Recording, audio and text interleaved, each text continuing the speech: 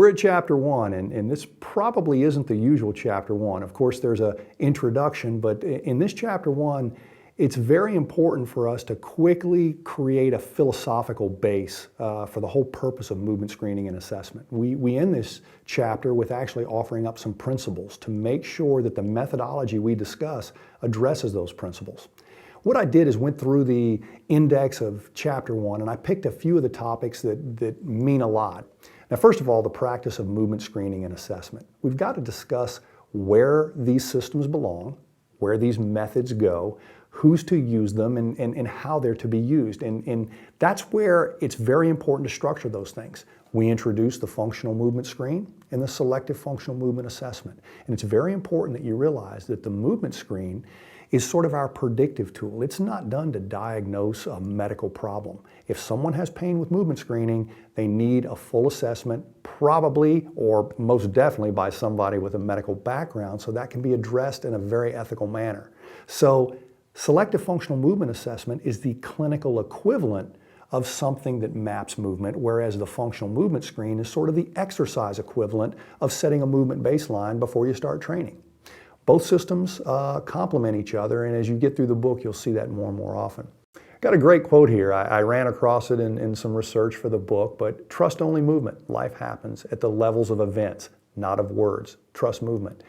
As a physical therapist, as a strength coach, as somebody who trains, rehabilitates a lot of individuals, we get so caught up in the semantics of exercise and training that we forget, can we really capture what movement is all about? I referenced this in the book. We all know what riding a bicycle is, but we cannot put into words what someone who hasn't ridden a bicycle would have to do.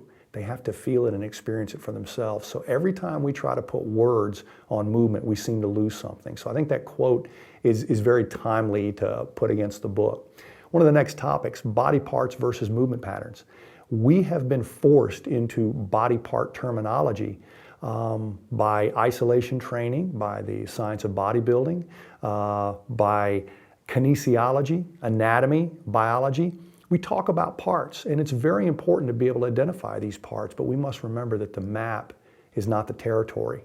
And so when we discuss movement patterns, we change from this clean, organized discussion of parts into this messy thing of patterns. But that's how the brain works. The body develops itself in patterns of movement, so the parts develop as a result of patterns being exploited and implemented. So we sort of work backwards a lot of times in rehabilitation and exercise, and we do too much discussing body parts and don't see how they're interconnected within patterns. We build a little bit of time doing that. One of the Einstein quotes that I appreciate here is, everything that can be counted does not necessarily count, and everything that counts cannot necessarily be counted. Now, movement screening and movement assessment is fairly new on the scientific forefront, because really what we're thinking about is movement quality, not movement quantity.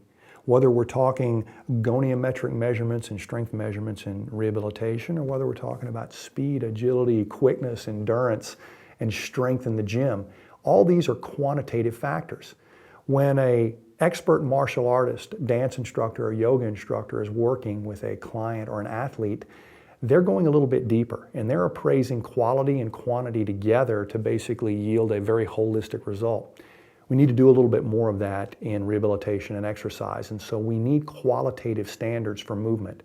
Now, when we say qualitative standards, many people say, well, my instruction of this exercise was great. I know exactly how to instruct somebody in a lunge, or exactly how to instruct somebody to fire their glute or their abs. It's not what we're talking about. Not the quality of your instruction. We need to baseline the quality of their movement. And until we baseline the quality of their movement, most of our arguments about whose system works best really don't hold any water, because we're not validating our results on a qualitative and quantitative scale. The next thing we see is the movement versus the motion paradox. Simply because available motion is there in the human body does not mean that we will automatically have a command of movement. And really what we're saying, just because you have flexibility and mobility doesn't mean you will spontaneously stabilize. Babies do this in growth and development.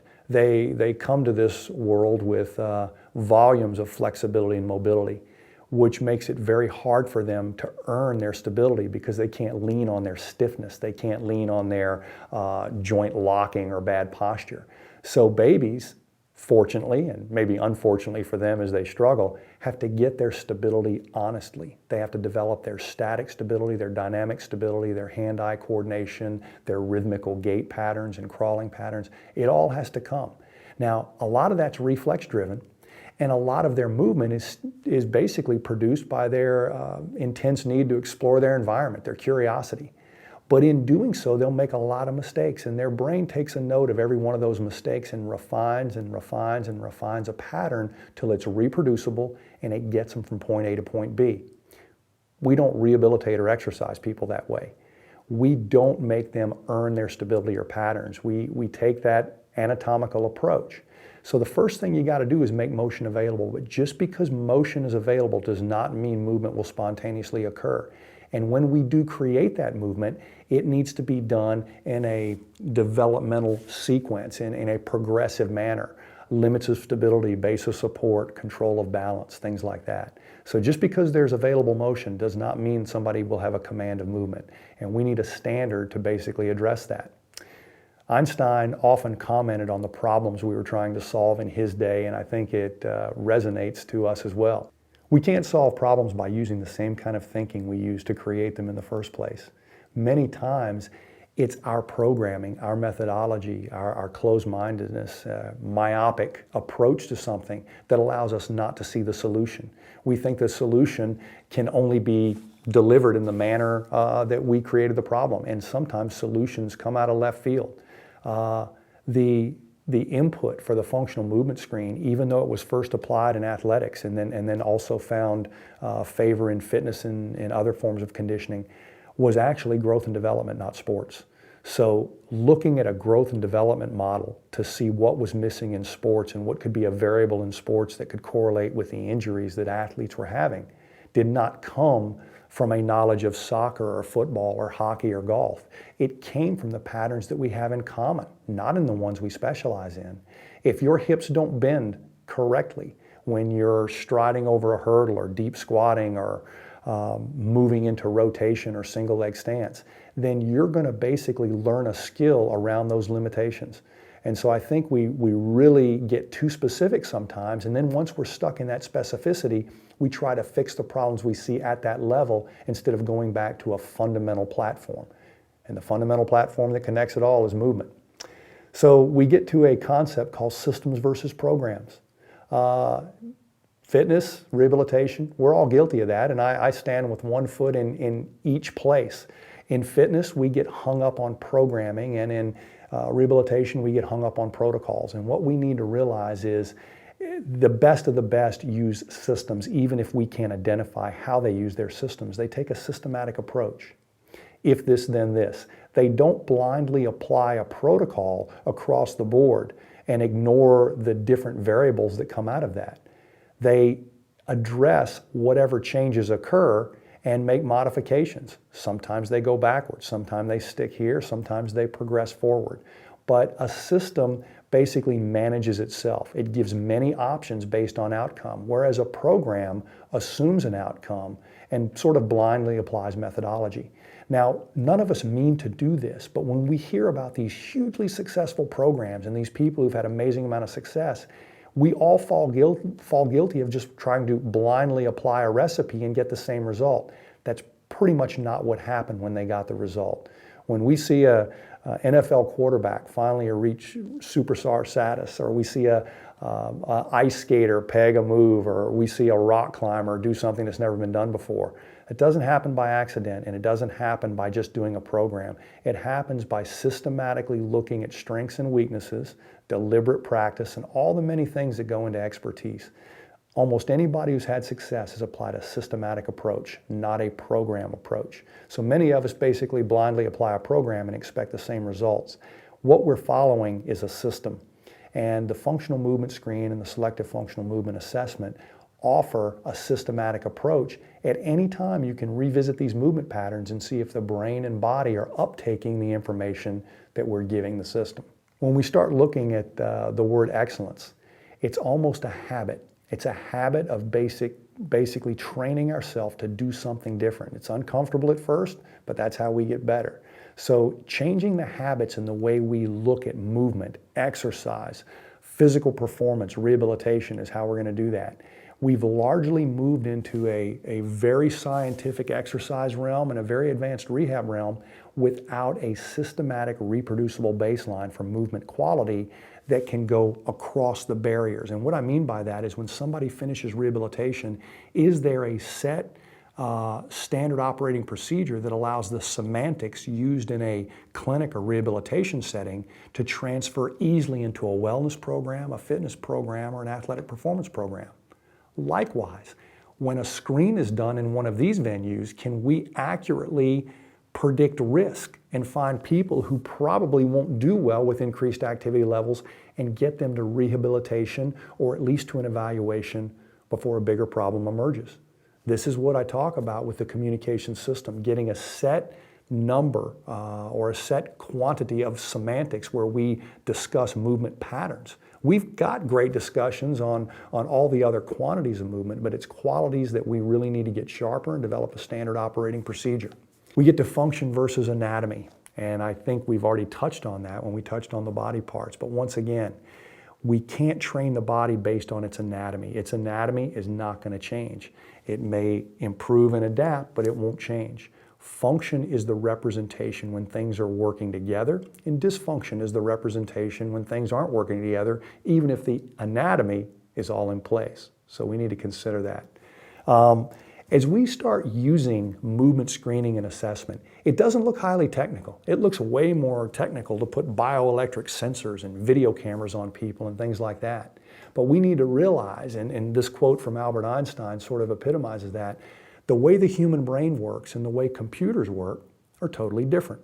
The human brain captures patterns and can do a lot with a little information. Computers need perfect information to put out perfect output. Human brains work on partial information all the time.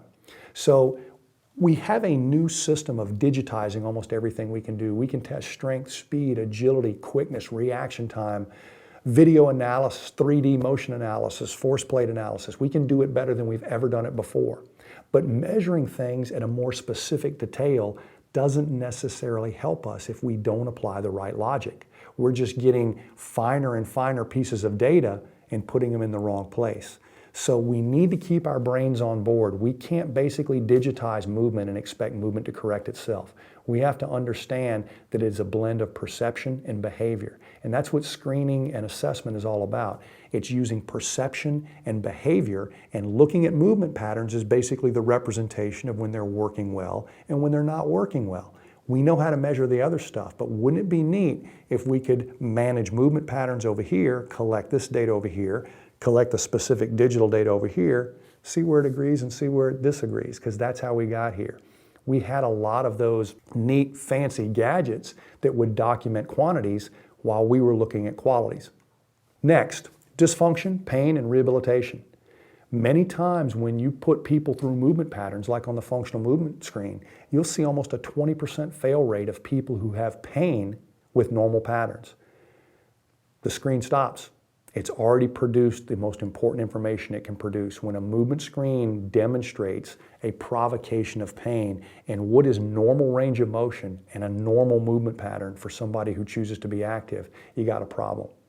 Now, you can program around it. You can quit doing the squat and start doing the leg press, but that's basically what we used to do. Now, the proactive fitness professional, athletic trainer, performance enhancement specialist, these people realize that if you train with pain, you're probably not going to program and benefit from the exercise as well as you could.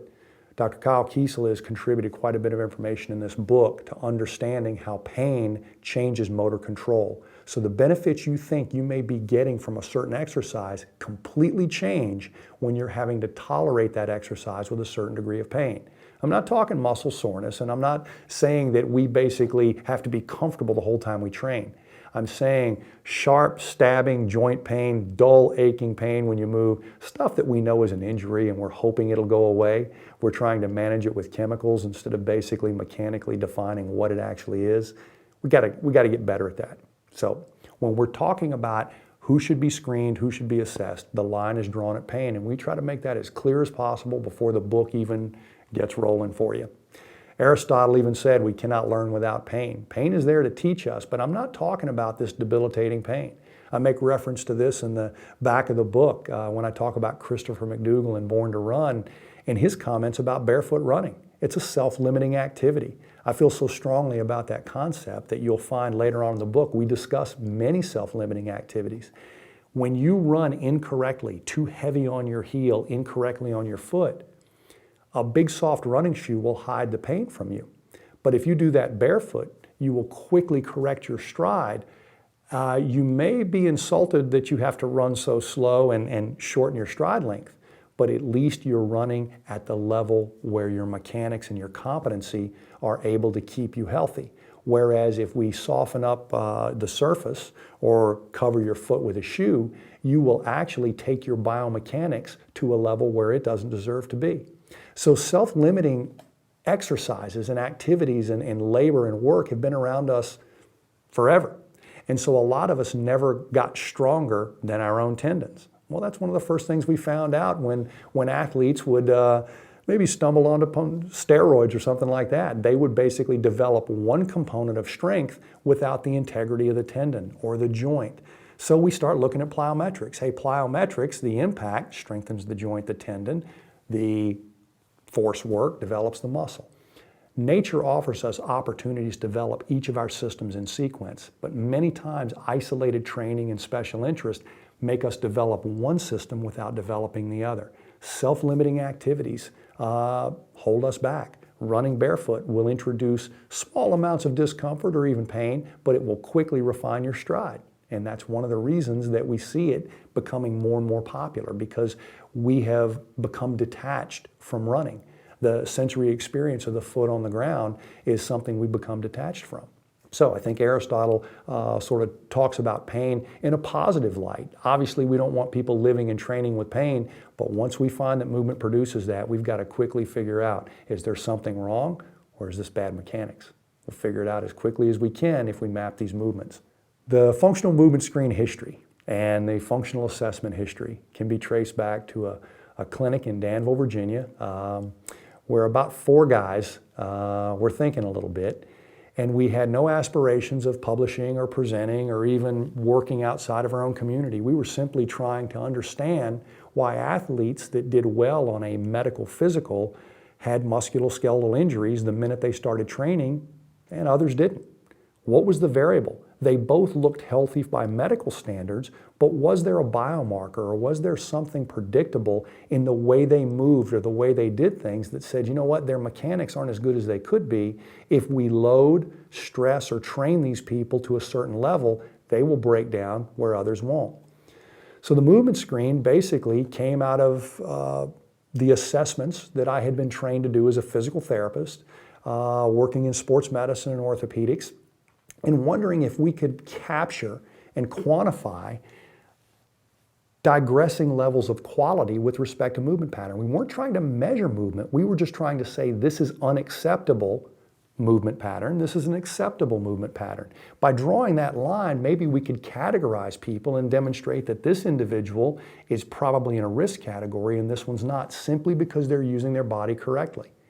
One of the pieces of research that the 4 of us sort of latched onto very quickly was the research that was coming out of some military studies that wasn't so much looking at strength and flexibility as a predictor for injury, but it was looking at asymmetry.